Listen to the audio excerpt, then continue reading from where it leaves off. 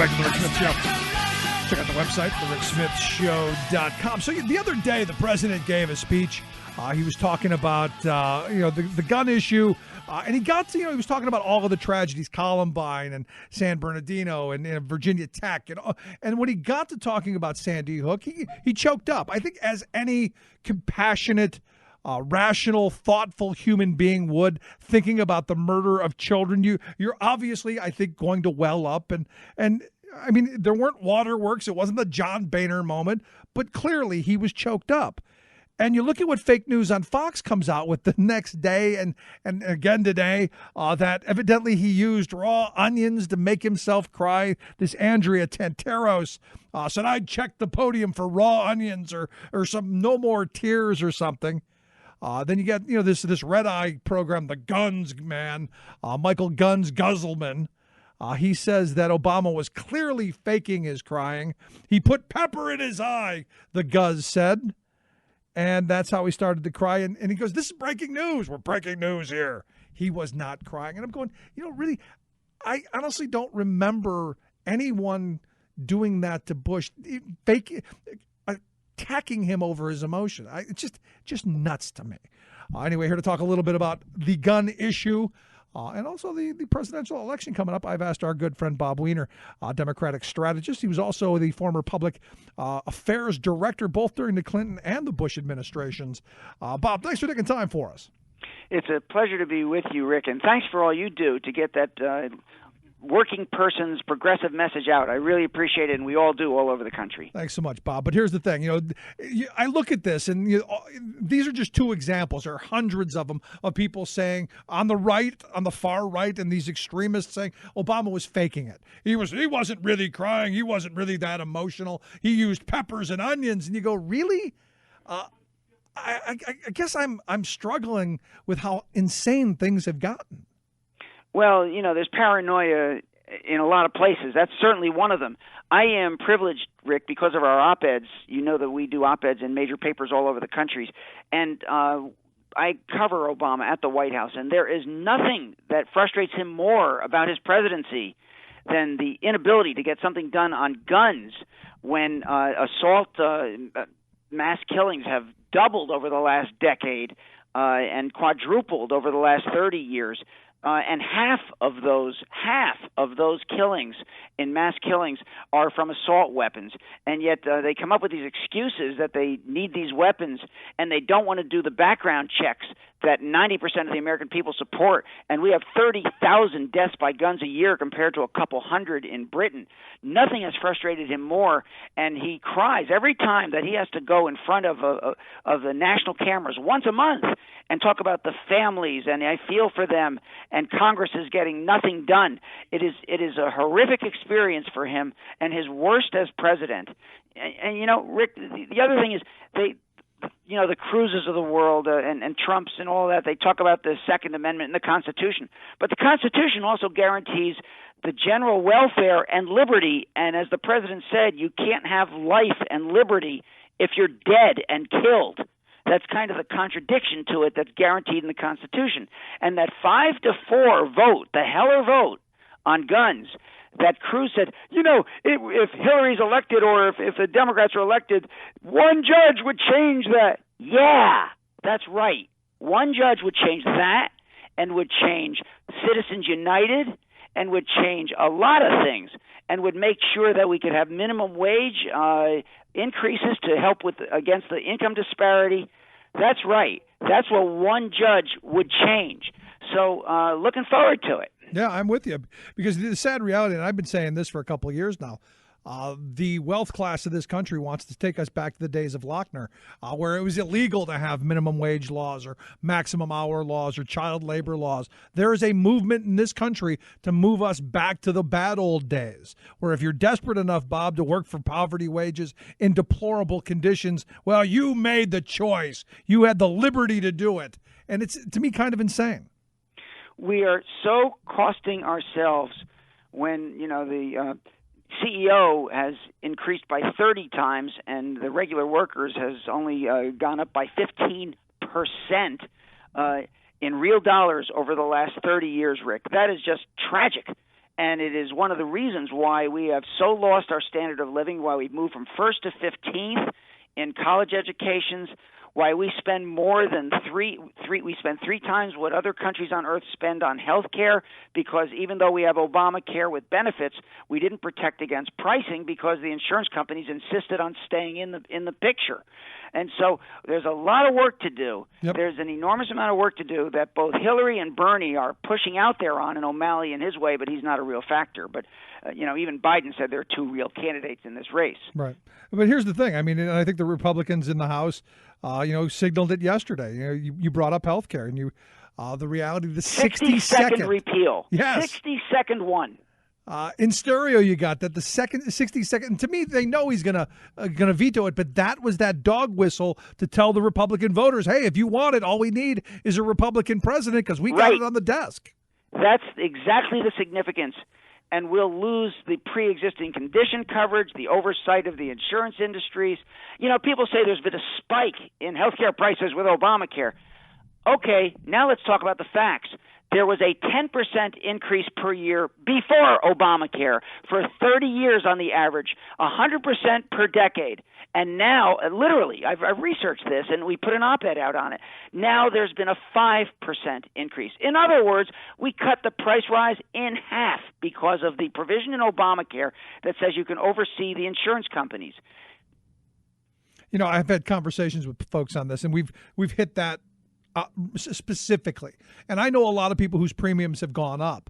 Sure. Because, but it was happening anyway. And I said, but does your care get better? I mean, is the plan better? No. Oh, well, there is that. Because I think a lot of people had health care plans, especially these mini ones and these crappy ones that didn't really cover anything.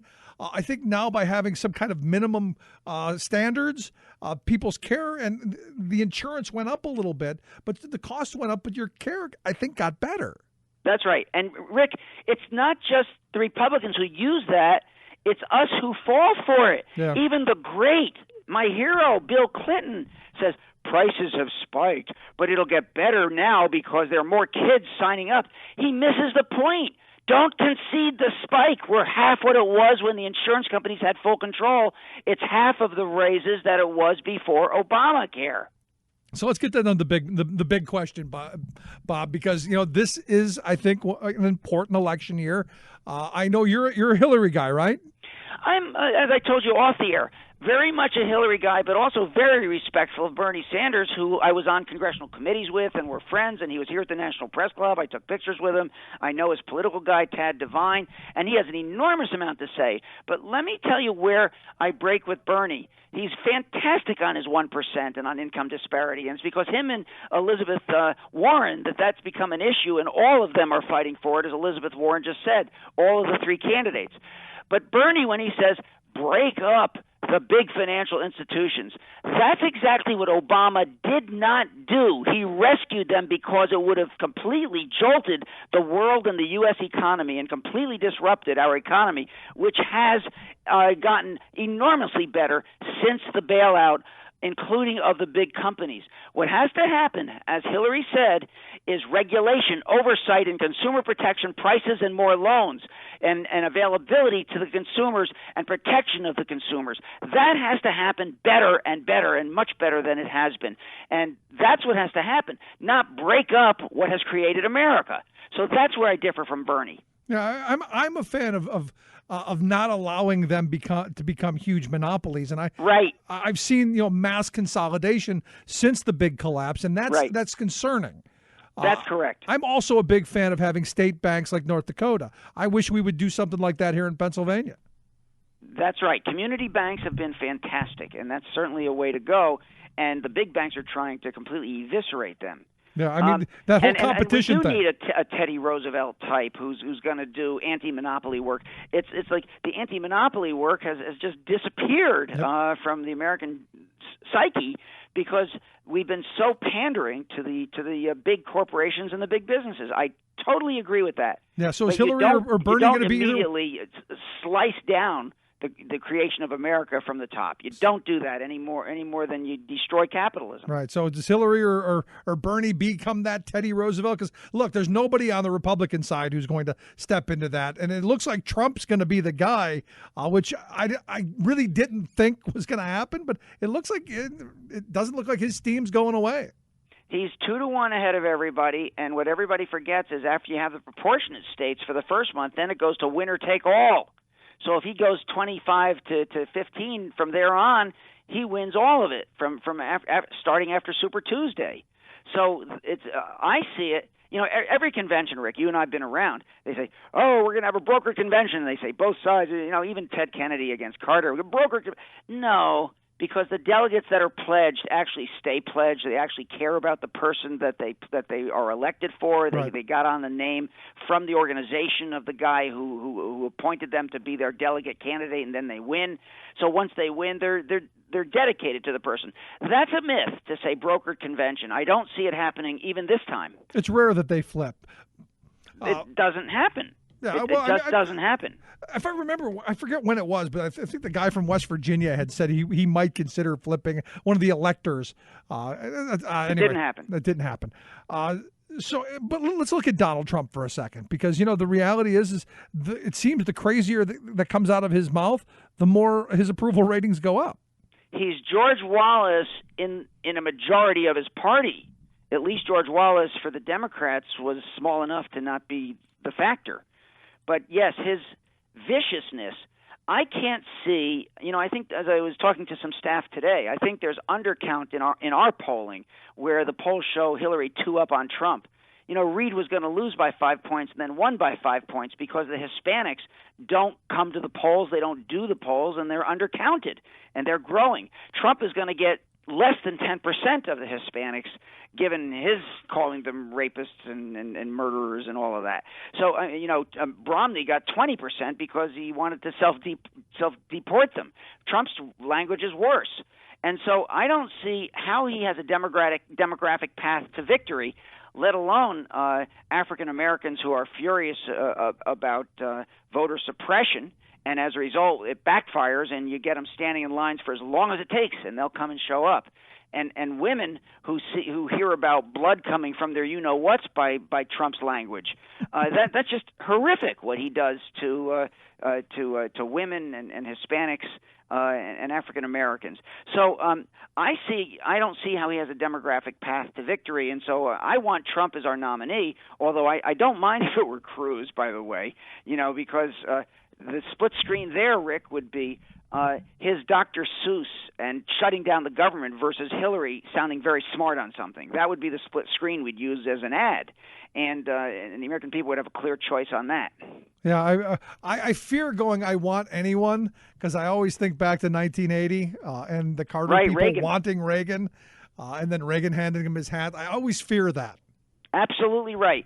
We have to run scared and take Trump seriously. He's got a lot to say in terms of trade, in terms of the deal with Iran. You can make the case that $150 billion given to Iran is not a good thing on sanctions relief, and that we didn't get the reporters out as part of the deal. You can make that case. You can make the case that Mexico and China, although China's falling to pieces right now, have taken a lot of our trade and hold us when we owe $1.4 trillion to China in debt.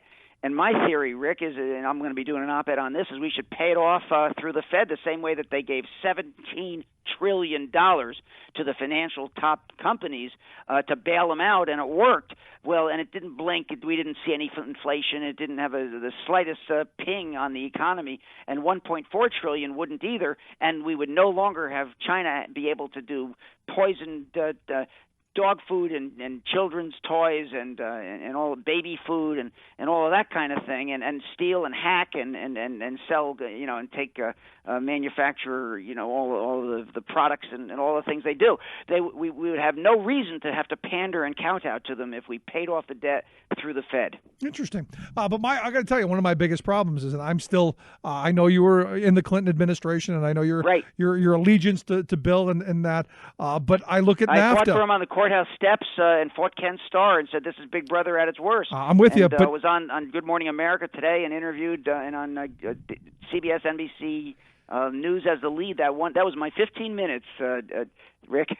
Yeah, you got that and the clip on the Daily Show, which I love. Yeah. But here's the thing: my big problem with Bill Clinton, it comes down to NAFTA, and my concern with Hillary is that while she's talking the talk of trade, much like Obama did, because you can trust me, we're not going to pass it yet.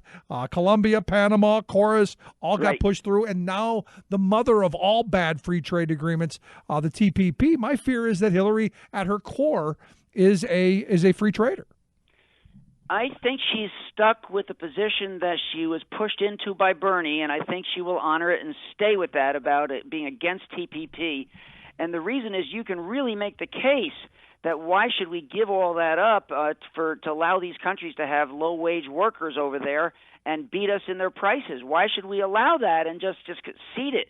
So I remember on the NAFTA trip, by the way, I was with Bernie, and as I said, I'm objective about these things. And Bernie didn't want to take the trip. I was with Conyers and Bernie and Dave Condit and some others, and they didn't. And Bernie and Condit and I didn't want to take the trip that was the PR trip by the Mexican government to see all the good things about NAFTA and the trade. So we went behind the houses and saw the raw sewage flowing into the rivers, which was going to be allowed under NAFTA. Yep. And so that's the kind of thing that Bernie did. So I'm with you on this trade deal. I think it just totally shafts American workers. And that's, by the way, one of Trump's strong selling points in terms of his constituency. No, I'm with you, and that's one of the things I like about Trump, because I've said, and I just had this conversation with a Canadian friend, and I said, look, on everything outside of the xenophobia and the hatred and the nationalistic stuff, Trump wouldn't be bad. I mean, he's not bad on economic stuff as far as looking at the Republican field, and he aptly said, well, if you take away the concentration camps and all of the genocide and all of the things that Hitler did outside of the economy, Hitler wasn't bad either. Oh, get over it. I mean, and I'm really thrilled, by the way. One of our op-eds is really how happy are we that Germany is now the economic dominant force in Europe? How happy are we about that with their new movement of crazies that's growing in Germany? Does that make everybody happy that Germany's the dominant force of Europe now? No, not so much. Yeah. But Bob, I appreciate you taking a little time for us. I'd love to have you come back because this is not going away anytime soon. Well, maybe next November. Rick, we never do better than the conversations that you and I have, so I really appreciate your having me on. Great stuff, Bob. Thanks so much. Okay, great. Take care. Good talking with you. Bob Weiner, Democratic strategist, also a former director of public affairs with the Clinton and Bush administrations. Quick break, right back after this. Stick around. You listen to The Rick Smith Show. We're working people. Come to talk.